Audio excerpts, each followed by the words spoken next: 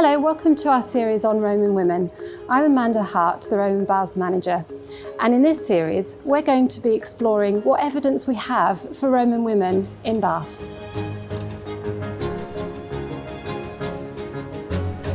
Today we're going to be talking about curse tablets. One of the most incredible collections we have here at the Roman Baths is these curse tablets, as they're known. We have 130 of these, which is the largest collection in the world. There are actually 159 names that appear in these curse tablets that are recognisable. 42 of them are actually women's names. And we have women that are curses and also women that appear as victims. These curse tablets were a way of people asking the goddess Sulis Minerva for revenge against people that have caused wrongdoing to that individual. They usually relate to a theft of an object. It looks as though these curse tablets have been written by individuals, so not by a scribe. And we can tell that by the style of writing that's been used, perhaps written by people that normally don't appear in Roman evidence. And so we have people like women, slaves, freed men and women who were perhaps writing these curse tablets. People that felt that ordinarily they wouldn't have any agency in Roman society.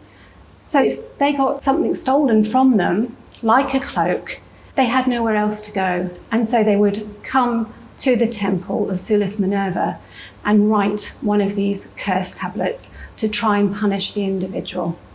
Once the curse tablet was inscribed and the message was written, they would be either rolled up or folded and then thrown into the sacred spring for the goddess Sulis Minerva.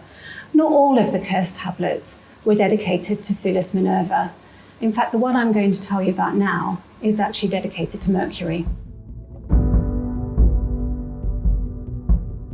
As the majority of these curse tablets relate to theft, then Mercury seems like an appropriate god to use, as Mercury was not only the messenger god, but he was also a god of thievery.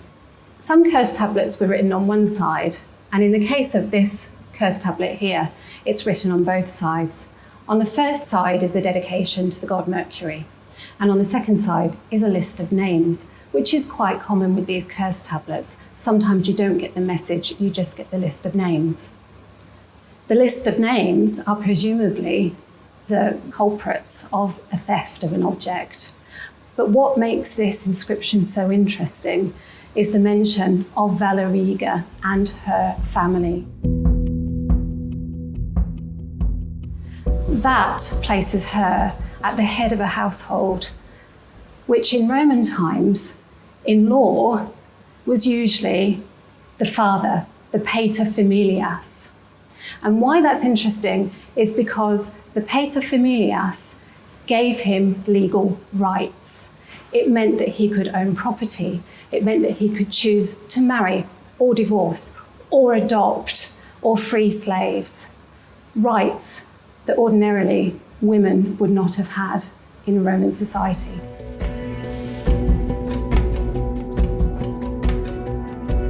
So what does that mean?